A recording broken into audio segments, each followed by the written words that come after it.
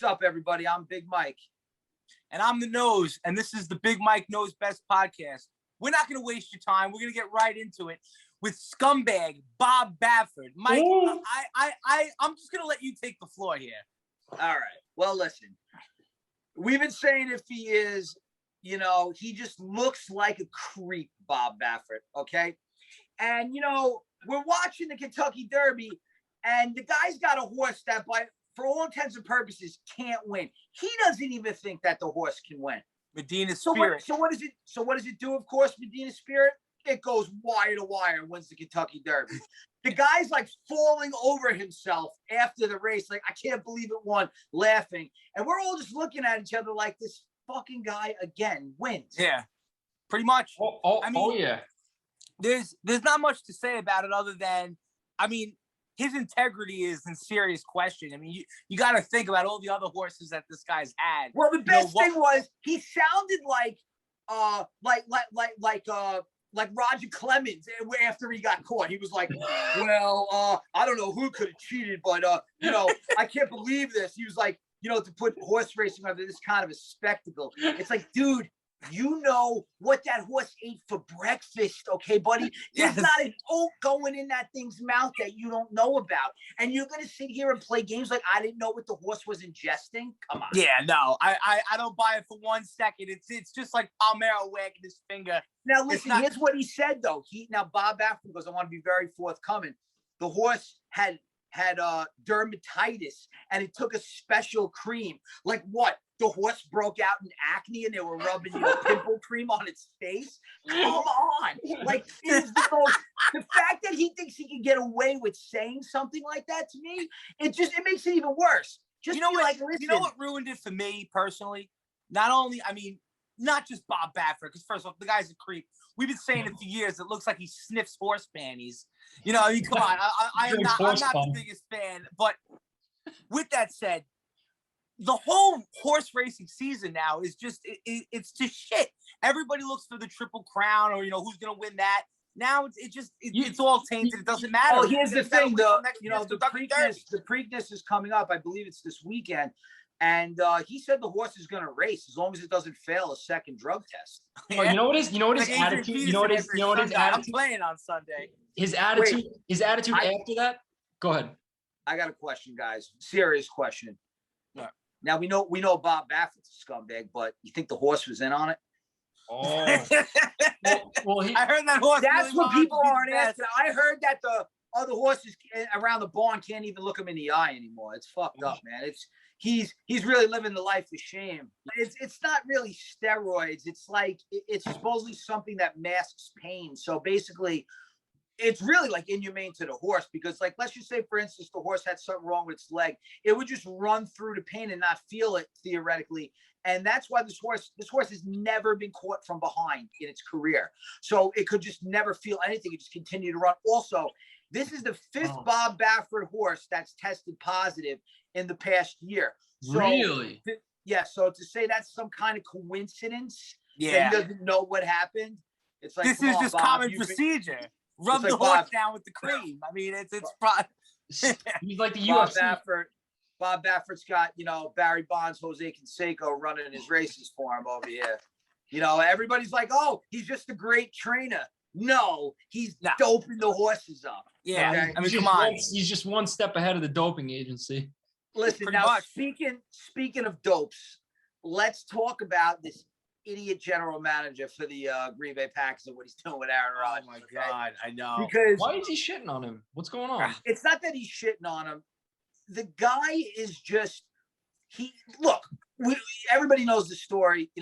Instead of they haven't drafted like a weapon for the guy basically his whole career. I know Devontae Adams is great. He wasn't a first round pick. No, he was second rounder.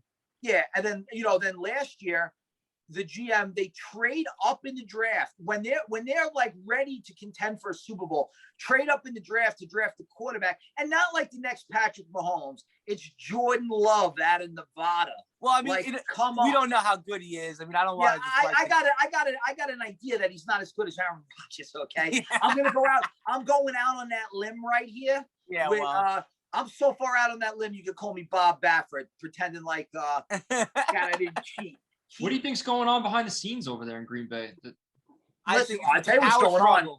Right Right now, they know that they cannot afford to lose Aaron Rodgers because Yeah. they will be legitimately irrelevant. First of all, no one understands how lucky they were to go from Brett Favre, all-time great, to Aaron Rodgers. Oh, That just so doesn't lucky. happen. Yeah. That doesn't happen in franchises. Like, Oh, look, the Jets never. are still looking for a quarterback since Joe Namath. So the Yeah. fact that they Could you went, imagine? so listen, so the fact that they went from one quarterback of all-time great to another is unprecedented. So now, you know, you have a short window to win. Now, the fact that this guy's only been to one Super Bowl in his career is really, it's almost impossible for us how good he is. They should have been to more. And a lot of that has got to be attributed to, you know, the management. And you know, well, I mean, Matt McCarthy was an asshole too. I mean, Humpty Dumpty. Mike McCarthy. But that's not even it, though. He's not the one picking the players, McCarthy. And the thing with them is, you know, they don't have an owner, the Green Bay Packers, and I think that could hurt them. Like, they're owned by people by individual stocks of the Packers. They don't have an owner like a John Mara or something like that. So there's no one to answer to. So now basically Aaron Rodgers was really pissed that they got the quarterback. He comes in, has an MVP season, and then the guy's so vindictive. He waits till the day before the draft to put out the story. Well, I mean, he was also pissed about them going for the field goal last year. I mean, that had. But listen, he waited on purpose. Listen, if you don't think that was calculated the day before the draft, you're out. Oh, it was. Of course, and it he was. And he did it on purpose, and it was genius. And what he did was he made them look so bad. The only thing is, Aaron Rodgers. I don't think Aaron Rodgers really wants to leave because he hasn't came out and demanded a trade. Yeah, no. I don't think he wants to leave either. I think he just wants them to choose him and fire the GM because apparently him and the GM just don't see eye to eye. You know, Rodgers wants a little bit of a hand in picking the guys that, you know, that he gets. Yeah, he wants like you a said, Brady. They haven't picked a weapon, in years. Yeah, I have a question for you with that. So, a bet. Ready? So the Jets, I remember last season or the season before, had that who was the guy on defense who was having mad issues and then he was like, fucking, I'm out of here. Adams.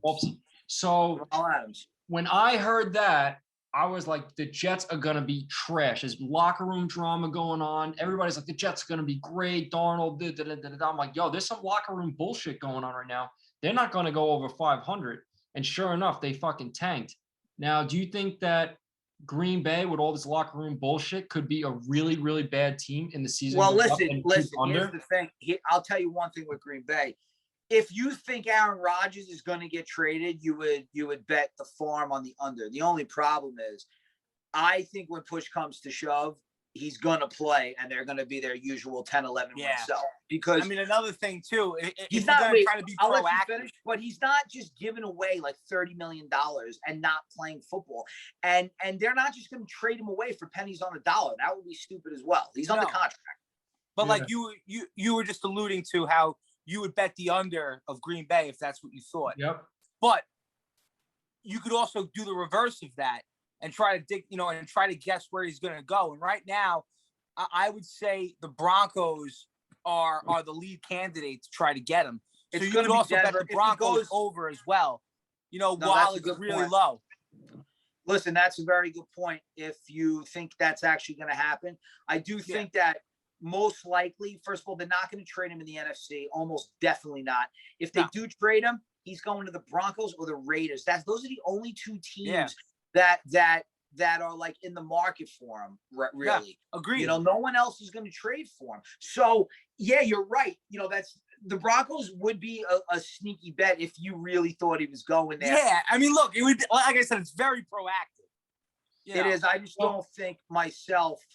I just think when push comes to shove, he's going to be in Green Bay and they're going to give it another go, at least for this year. But do you think that when he saw Brady, who looks like a career Patriot, he's going to finish. He's won so many Super Bowls. He's going to finish out that year. He's going to finish out his career there, and right off into the sunset. And then he sees Tom Brady say, wait a minute, fuck it. I'm going to go to Tampa Bay. And not only that, I'm going to be successful with it. So maybe and he's going to take everyone he wants with him. Yeah, and maybe Aaron Rodgers is saying, you know what? I don't have to finish my career in Green Bay. I could go wherever I want. And matter of fact, if you're going to fuck with me, I'm going to fuck with you. No, he doesn't. listen.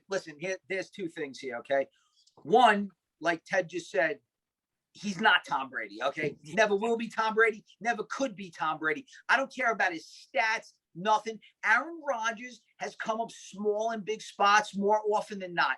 And I'll tell you, he's the type of guy that when the going is good, he's pouring it on and he's great. But you hit him a little bit and you fluster him, and then he starts pointing fingers. And it seems to me that, you know, when you get him rattled, he just folds up. And Tom Brady's the type of guy that like galvanizes the locker room. And Aaron Rodgers just comes across as so douchey. Like I think anybody that looks at him would think that he's just a douche. And some people are douches. And I don't think he has any problem with leaving Green Bay. I just think that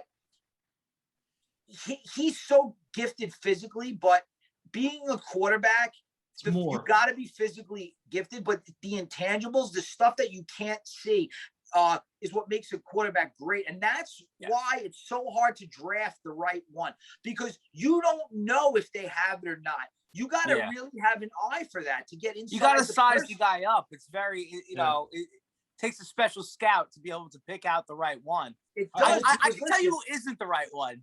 Trey Lance. Okay, I can't even get into it. First off, did you see how his Rookie of the Year numbers dropped from 500 to 900? Yes, because they know he's not going to play. Okay, so I mean, come on. So anybody that bet him at plus 500, I mean, that's just insane. I mean, look, I do think he's going to play at some point in the year because odds are Garoppolo gets hurt, or they're just going to put him in. Yeah, but this guy is coming from Division I AA. In high school, he only threw like 180 passes total in his whole life. Really? So the guy has no experience really playing quarterback. I'll tell you what he was good at, though. He was good at running over like the future accountants and lawyers of the world that went, you know, to the scrub teams that North Dakota State was playing. He could run those guys over. You know, Johnny from Accounts Payable, Trey Lance dominated. But you know, when you get him up against these real linebackers, it's going to be interesting to see what he does. You hit that right on the head, because when you look at his highlight film, the thing that jumps out on you is the running and the way he lowers the shoulder and runs over guys. And that just doesn't translate to the NFL level. I mean, if you do that enough times, you're going to get hurt. You know, I don't care who you are. Yeah. Look, I'll say one thing before you continue. Look, the guy looks good on paper, but let me tell you something. Anybody's going to look good throwing against air, okay? Yep. And if you don't look good throwing against air, I mean, there's really something wrong with you, like, okay? Yeah. So while I think he has a lot of talent, here's what I believe. I think Kyle Shanahan wanted to take Mac Jones. I believe that wholeheartedly. And I was saying this during the college football season. I'm like, Mac Jones is going to be great. I said this. And you could just tell the guy, he has the intangibles needed. He's not the most physically gifted, doesn't have the best arm, but he has a lot of the intangibles that you want coming, you know, out of a quarterback. And I felt like they almost like succumbed to the pressure, like, oh, we can't take Mac Jones. He's not what a quarterback looks like now. But I think Mac Jones is going to quietly surprise people, and I think he did land in a good spot with with New England. Yeah, because Belichick and McDaniels will devise a plan to just, you know, get the ball out of his hands quickly. Where, you know, Trey Lance and Shanahan, I just don't like it at all. I really don't. I don't think it's a good fit. I just don't. Yeah. Something tells me going up against NFL schemes is going to be a little different than playing, you know, like South Dakota State. You know, that's. And it's not to say that a quarterback can't come out of 1AA. You know, we have examples of that in the past. Carson Wentz, you know, has had a pretty good career, even though he struggled a little bit last 2 years. Steve McNair was really the first one out of Alcorn State. He was like, you know, nobody knew who he was, and he came on and he had a phenomenal career. So let's not say that the guy has no chance. I would just say out of all the guys that they're projecting, he has the biggest chance to bust, because I think Zach Wilson is going to be very exciting. I like him. I like his swagger and the way that he carries himself. Mm-hmm. Trevor Lawrence, you know, he's going to be good. So is Fields. They've been good their whole lives. Yeah. And you got, you know, Trey Lance is a real wild card, and it's very risky what they did. I worry about Mac Jones's mobility. That's the only thing. I like everything that you said about him. Everything's correct. But his mobility is just, the league is trending toward needing somebody that can just move a little bit. I question if he can. But if he can, even a little bit, and like I said, Belichick will get the ball out of his hands quickly, just like he did with Brady. Listen, ideally, you want your quarterback to be able to extend plays when the play breaks down, because right now the guys are so fast. It's very rare that a quarterback can just drop. Like the days of the 7-step drop where the quarterback drops back, plants in the pocket, and has that kind of time, you just don't have that anymore. Yeah. So, you need to be a little more athletic. I do agree. And that is the question on him. That's the only thing stopping him really from having it all. And that's why, Trevor Lawrence is so good, because he does have that size and that mobility, but he doesn't really have the accuracy. That's one thing that me and Ted have both noticed. Trevor Lawrence missed a lot of passes. Now, I'm not saying he's not great, because we've liked him. Obviously we bet Trevor Lawrence as a freshman to beat Alabama. We both made a lot of money on that. Yeah. We were ahead of the curve on him. There you go. So, made about 11 grand total when it was all said and done. Yes. So we know how good he is, but all the quarterbacks have questions about them. So, it's a very tricky situation as far as, who's going to be the best one out of them. That's why, like we said, I feel like Zach Wilson for Rookie of the Year has a lot of value. I got him at plus 1,000. Him and Lawrence are the only two guaranteed to start from day one. That's the big thing. And that's where I would go if I'm looking to make a bet on something like that. Yeah, I mean, listen, when it's all said and done, I do believe Lawrence is probably going to get it. But you can already see the value in your bet that you made when it went down from 1,000 to 700 already. So, yes, it's not a bad guy to have, because if Lawrence, let's just say Lawrence, something happens with Lawrence, anything, Wilson has or the he gets hurt. Yeah. Or they put in Tim Tebow. Let's get into that a little bit. Put him in. Put him in. He didn't do bad. Yo, let me say something. Last podcast, Ted, mentioned that he would not start. One of the quarterbacks would not start, and his odds have changed since then. I think Vegas is agreeing with what you said. Yeah, right? Trey Lance. Yeah. See, you went from 5 to 900. What we said the last podcast is being reflected in Vegas. And I'm going to come out and make a bold bet right here. I think that whatever the under is for Green Bay win totals, Green Bay is going to hit. They're going to be under their wins because, one, you've got the locker room issue with, I call it the Terrell Owens factor, cursing at the coach, all the bullshit on the side, the Ocho Cinco factor, all that bullshit on the side. Not only that, I'm a Geico man, fuck State Farm. And right there, you got a recipe. A guy wants to leave. He's starting drama. He's coming off a great year numbers wise, and I think he's going to underperform. I think you're going to. I got to tell you, Scott, I didn't really think of it like that, but you bring up a lot of good points. I don't know how confident I would be to bet the under on them, just because I know how good Aaron Rodgers is. But you are right. That team's got a lot of turmoil, and there is a chance that he might not even be there. Yeah, he might not even be there. Yeah. Yeah. So you are right about that. I mean, but like as we were just talking about, Trevor Lawrence, we gotta talk about Tim Tebow just a little bit here. Okay. The guy hasn't played football since 2012. What is he, like a fucking Make-A-Wish kid? Oh, I want to play baseball. Let's put him in the minors. Now he's trying out for tight end. What are we doing here? Okay, look, you're a nice guy. You're 32 years old now. I don't know if you're still a virgin or not, but go get a fucking job, guy. Go get a job. Well, he was working with the SEC network. Let me finish. He's taking a roster spot away from an actual player, a guy that's working his ass off. They're like, oh no, Tim Tebow knows Urban Meyer from, when he was in college in 2004. Let's bring him in. It's preposterous. The guy should not be in. Next thing you know, maybe Tim Tebow wants to play on the PGA Tour. Maybe he wants to play tennis. He's going to play versus Nadal in the French Open. It is ridiculous. It is. I wonder if they make a move to put people in the seats. Listen, it's that plus Urban Meyer. Urban Meyer, like he might try to get him the ball in some weird ways. I mean, you want to know the lock? You want to know the real lock? His over-under in passing yards is 12.5. Bet the under, because the guy is not making the fucking team. Okay, Ted, Tim Tebow, even in his heyday, he ran a 4.840, which is it would be like the slowest of any tight end in the league. Yeah, but you always talk about intangibles. Oh, yeah. Well, guess He's got what? God on his He's side. got that knee. Yeah, He's he got don't the have knee. shit on his side. He doesn't have shit on his side. The guy God. played one playoff game and threw for 316 That's- yards. That's great. 316. Good for him. Good for him. You know what his career completion percentage is? 46%.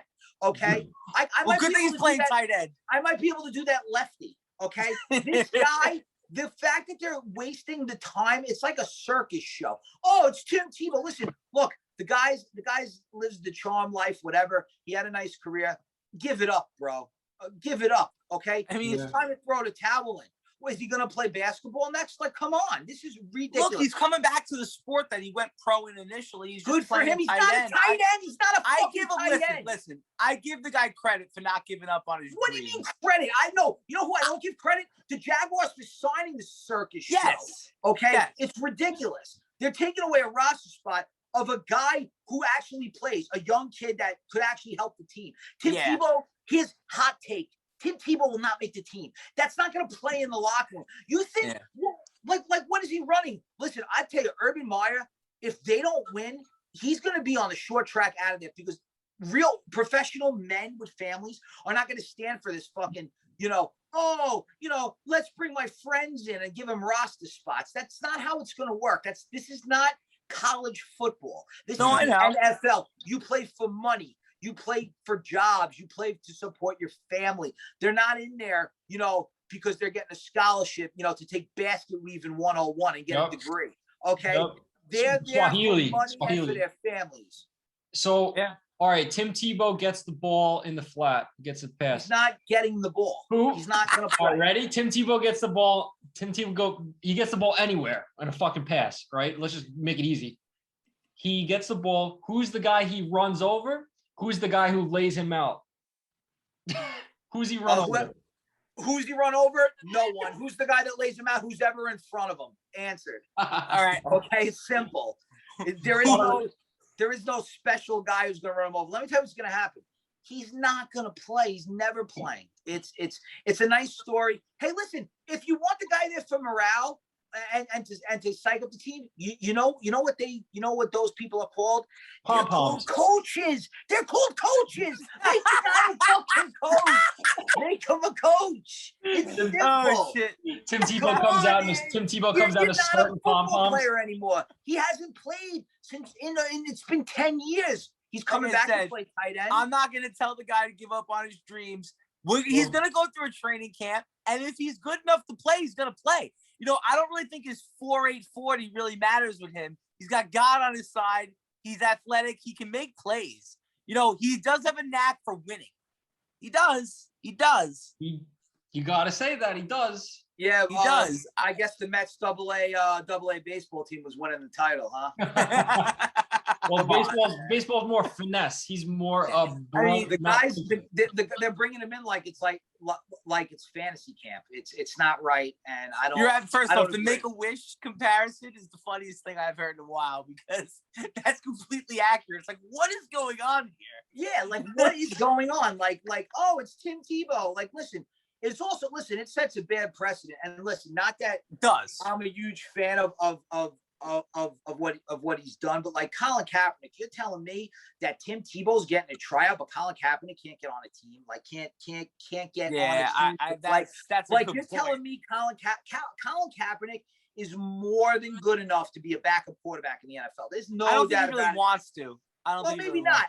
But the guy's not even getting a tryout, but you're going to be bringing Tim Tebow in to play? Like, come on. That's a joke. What do you think Urban Meyer's why? What's his why? I think Tim Tebow he's coached football. He knows what's up. I think Tim Tebow was like, hey, coach, I think I can help you. And Urban Meyer's like, well, you were great in Florida. I don't know, man. I'm telling you, that's not going to play well. Listen, that's not going to play well in the locker room. Listen, Tebow's rah-rah shit, that don't work, man. These are grown men. It doesn't work when you're the tight end, all right? The only thing is, listen, the only reason why that I think it's even workable at all is the Jaguars are not like a veteran team. They're a very young team, and he might be able to assimilate it. But like, could you imagine like if like the Baltimore Ravens or like a team like that brought him on and he tried to come in, they'd be like, get the fuck out of here, guy. Like, that's a good point, actually. I never thought of it like that. Like they're like a young team. Urban Meyer's running a college team over there, pretty much. Pretty much. And you know what? That's a recipe for disaster. Yeah, you can run a play in college a couple of times. You can run it maybe twice in the NFL. It's over. Yeah, listen, Urban Meyer is look, the guy's won everywhere he's ever went. So I wouldn't just count him out. But I have some serious doubts about them. I don't love that they drafted. I mean, Travis Etienne, yeah, listen, is he a weapon? Yes. But they had a running back, James Robinson, already, a bell cow type running back. Now you're going to start taking carries away from him, and you're going to try, he's not going to be in the same rhythm as he was. You even go back to the Ohio State days. He never gave Ezekiel Elliott the ball enough. He really didn't. I know. Urban Meyer's offense is running strictly out of shotgun. And I know that's where the NFL is trending. It's very hard for a running back to do that. And I just worry how his style is going to translate. I know they're moving more towards spread offenses and those kind of offenses, but it remains to be seen if he has the success that I think he thinks he's going to have. I think he might be in for a little bit of a rude awakening. Yeah. I totally agree with that 100% because, like you said, James Robinson is the bell cow running back. I think to be successful and for Trevor Lawrence to be successful, it would help him to hand the ball off to that guy about 20 times a game. But instead, they're going to be in spread, like you said, and they're going to play ETN more and more as the season goes on because you don't draft a guy in the first round if you're not going to play him. And especially with Robinson, where he was undrafted, they have no equity in him. So it's just, it is going to be funny how that situation does pan out. Good point. I agree. Well, I still am sticking with my under for Green Bay, man. Put me on the book for that because I'm telling you. I'll tell you, Scott, that's a debatable one. That's debatable. I know. Speaking of team wins, listen, Scott, the Giants. Scott, listen, you have sound reasoning for that. It does make sense. It's just I wouldn't bet against Aaron Rodgers. I know it's hard. It's a stretch. I know. Yeah. Green Bay has a great team and they are ready to win. And that division is soft as Charmin. Okay, you got the Lions. You got the Vikings who are not really good, and the Bears. With Andy Dalton, and they're going to be starting Fields like he's playing in like the old AFC East right now. They're going to walk for the division title. Do you think Vegas? Do you think Vegas has priced that in? Or put that into the numbers? Listen, you got to understand something, Scott. The Packers are one of the best teams in the league, and it's because they have Aaron Rodgers, though. If you put Jordan Love in there, they instantly go down to anywhere between a 5 and 8 win team, and that's being generous, because we don't really know anything about Jordan Love and what he's actually going to be able to do. So it's, I can tell you one thing: what he's not going to do. He's not going to do what Aaron Rodgers does. Aaron Rodgers masks a lot of the flaws of that team. Yeah. So, as much as I don't really particularly like him, he's a great player, and there's no debating that. Yeah. Let's talk about some of the wins you guys just got. Mike got a golf win? Yes, Rory Mcilroy. And we'll break into the golf. Yes, Rory Mcilroy, and I'll tell you what. What made you pick that bet and why? Did you do some research on his location? Exactly. Well, how much his wife was pumping? Well, there's a bunch of things. One, the course was played. It was called Quail Hollow golf course, and that is in North Carolina. Okay, and Rory McIlroy has won there twice in his career. Okay, it's his favorite course. He said it's his favorite course. Okay, also. And we've won quite a bit on this. Rory McIlroy is traditionally a golfer where his odds, he's one of the favorites almost always. His odds are usually 11 to 1, 12 to 1 max. This tournament, they put him at 17 to 1. Okay, now this is a course that's long that rewards iron play. That's what Rory does best. First of all, Rory is one of the best drivers of the golf ball that there is. And I'm not just talking distance. He, like Bryson, might hit it farther, but Rory hits it the straightest and the farthest. Yeah. When he's on, his distance is unparalleled, and his iron play has been trending upward in the last few weeks. He's gained shots on the field, approach to the green. Now, the only thing that's been separating Rory is putting. That's why he hasn't really been winning, and this is a course that he loves. So that is the reason why I bet him. And, Rory McIlroy, the demise of Rory McIlroy is greatly exaggerated even before this because, all right, yes, he wasn't winning. And it looks like, okay, he's choking on Sunday. But guess what? you got to be there to choke. So the guy is in contention more often than not. So listen, golf's a hard game. You're not going to win that much. Nobody wins that much unless your name's Garrett Higo. Okay. Yeah. Oh my God. And that's the guy, for people that don't know. He's a 21-year-old. He's on the European tour. He's won 2 of the last 3 weeks. He could have won the third week too. He looks special. Yeah, he really He's got 3 wins before 22 years old. He's a lefty, and he absolutely smokes the ball. I mean, and he's going to be playing in the PGA Championship this coming week. He's plus 8,000 to win, a top 10 bet there. While it's going to be tricky, if this guy, I'm telling you right now, and Ted knows too, if he gets into it where he makes the cut, he can definitely shoot low. He's a great putter, hits the ball like 350. You're going to hear his name, Garrett Higo, on the PGA. He had a drive the other day that went 376 yards on the first tournament that he won on the 18th hole. Yeah. The guy, first off, it's not even just how far he drives the ball. He could just do it all. He's a great putter, too. I haven't seen a guy this prolific. I mean, I don't want to even say it, but, I mean, since Tiger. I mean, the guy looks amazing. I hate to be so premature with that, but, I mean, no, he does. Look what he he's doing. has it all, and he's unflappable under pressure. You could just tell he expects to win. Yeah. You know, he's just a very, very solid golfer, man. You know, once in a while you get a guy who comes around and he's got that it factor. You know, Brady, is it like something like that you think you see in this guy? Well, it's first off, he's lefty, so a lot of the courses are made to mess up righties. So he already has sort of an advantage on certain courses. And the way this guy can hit the ball and the way he can putt and the way he uses his irons, I don't see a weakness. I mean, I really don't. He's won 3 times before 22 years old. That's hard to do. He has no weakness. The guy is a great golfer, and he hits it long, he hits it straight, and he putts. I mean, that's a triple threat if I ever heard one in my life. Yeah. So he's a very good golfer.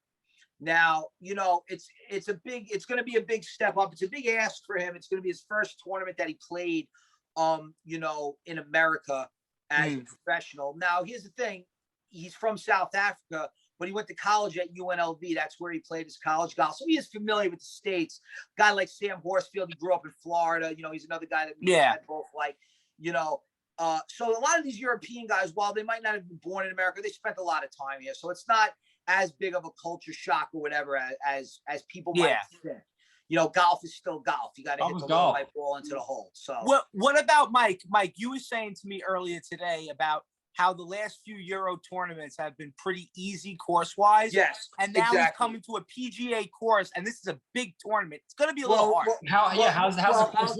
I'll tell you exactly. The last two, the European tour they played in Spain. It was the Tenerife Open and the Canary Islands Championship, and they were played on the same course. And they're what they call a resort course. They're made for when you like go on vacation or on the water. Really nice golf courses.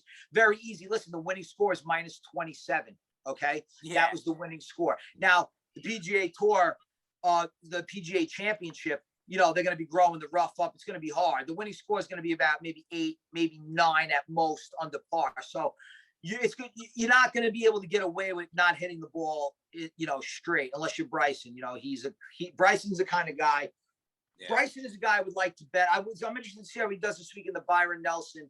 They're playing a course in Texas that they've never played before. So it's very hard to handicap that. Although I do like Scotty Scheffler. He's plus 1,800, depending on the book that you place your bet at. And he's from Texas.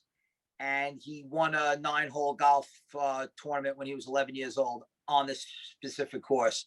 That's why you guys are tuning in. That's why you guys tune in to Bigg Mike in the Nose.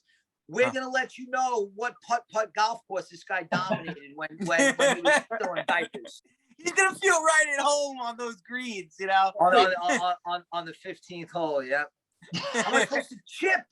I saw 2 bikers having sex in the woods. How am I supposed to chip with that going on?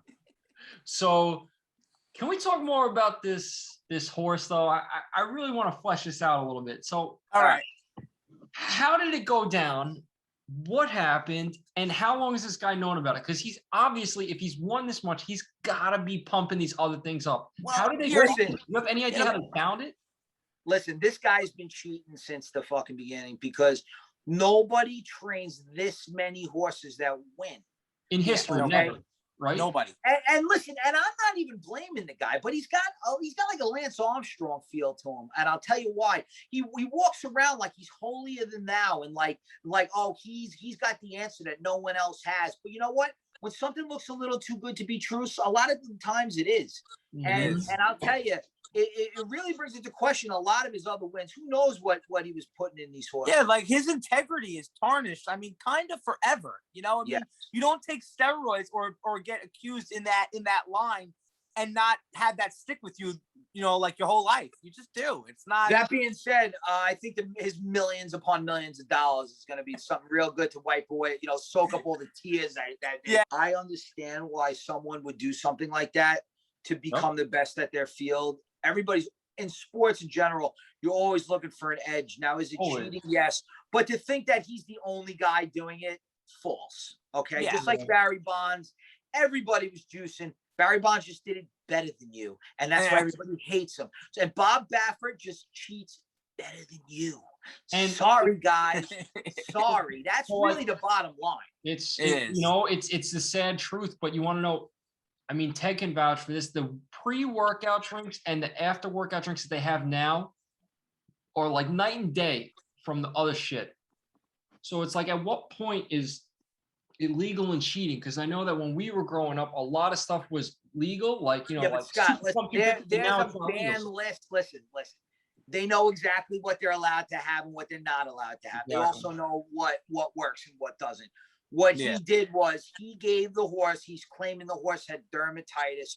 I've never personally seen a horse with psoriasis before, but I'm not around a lot of horses.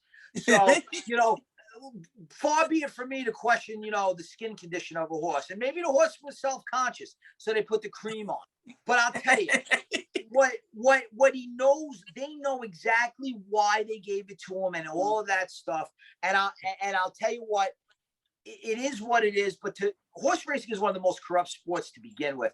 And and the problem is, in this day and age, listen, look, this has been going on forever. Let's not make it like this is the first time anyone's ever cheated. But you know, the fact now that gambling is legal basically and is worldwide accepted, everything now is brought into question. But listen, there's been people making money on horse races knowing which horse was doped up, which one wasn't, you know, for years. Okay. Yeah.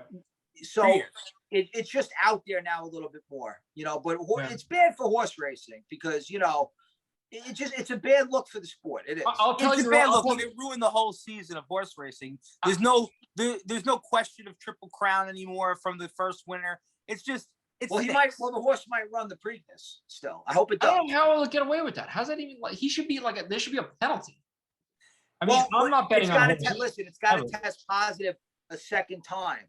So what they're doing is, you know, he's probably going around the barn to the other horses. Yo, you got some clean piss for me? Yeah. you know. So maybe he's got like secretariat's, you know, great grandson peeing in a bottle for him. It's possible. He might. You never know. Possible. Either that or they're running this thing ragged and making it fucking sweat. Dude, I'd like this horse to come out. Fuck it. They just juice him up. He comes out jacked. Okay. Jacked. Just runs roughshod over the field like, nah, he's not taking nothing. I'll tell you one thing. If the horse does run, though, Bob Baffert said he's not going to be at the race because they don't want the story to be about him. It's like, guy, you're the face of the horse. All horses look alike. There's only one guy that looks like a life-size Snoopy with his black glasses and white hair. Okay? There's only one of you, Bob Baffert. Okay, so you are the story, you cheating son of a bitch. Okay, no one thinks the horse was like, listen, man, I need this. Okay, it was you, Bob. It was you. The horse didn't make one's like, you know what? I could really use some fucking boys right now. That's what Medina Spirit went in there. I got these cheeseburgers. I want to win. All Medina Spirit went in there was he want, you know, the girl horse that he liked was making fun of his pimples. All he wanted was a cream. Bob Baffert's the one that put the steroids in him. He's like John Jones. Oh, I took some dick pills. That's like my father. Sure you did, John. Listen, any athlete, their bodies are like a machine. They know exactly what they're putting in, and it is what it is, man. People are always looking for an edge. You just, You wanna win. You don't want to get caught. It's a lot of money on the line. You fucking get past that and you win, you win. Yeah. Yeah. Hey, Well, look, now Bob Baffert, he doesn't have to give the millions back. All right. That's what I'm saying. Listen, for the listeners out there, we're going to be breaking down the NBA in our next podcast. The playing game, the playoffs, who we think is going to win. We have a couple of nice options where we think there's room for some upsets, and basketball is really our forte, especially college basketball. Me and Teddy that is our best sport gambling. And we're going to really break down the NBA for you in our next cast. And I think you guys are going to really enjoy that because we have a way of really pinpointing, how guys are used in rotations, how they play. And the playoffs are a totally different animal, than the regular season. So we're gonna have a lot of good theories out there. We're gonna share. Oh yeah, I can't wait to see the matchup so we can give people what player props to make some real money on because, like you said, it's a bit of a forte of ours, and I'm very eager to get into it. We've been waiting for weeks for these NBA playoffs, and I'm getting excited. It's right around the corner. There's clearly money to be made. It's very hard to win. It's about picking the right numbers. But once we can get a gauge of how the coaches are playing these guys and what teams are shortening down the rotations, we're going to be able to give winners guaranteed. And I'm not just saying that. Like, we will get guys that we know are going to hit. It's going to happen. We're just going to let you in on this. We're using our own money on these bets. So believe me, we believe in them. We are going to be in it with you. Our heart is on the line with you. So, just. And not only that, just so you guys know, Mike is one of the highest percentage 3-point shooters of all time. And Ted, I can tell you this: Bigg Mike knows sports betting. Bigg Mike knows horse cheaters, and Bigg Mike knows how to make you money. And that's what our goal here is going to be. We look forward to the journey. There you go. Excellent. It's good stuff. Oh, and next podcast, I promise you, Ted will have his hat off, and you get to see some fucking crazy hair. Ooh, a little sneak peek.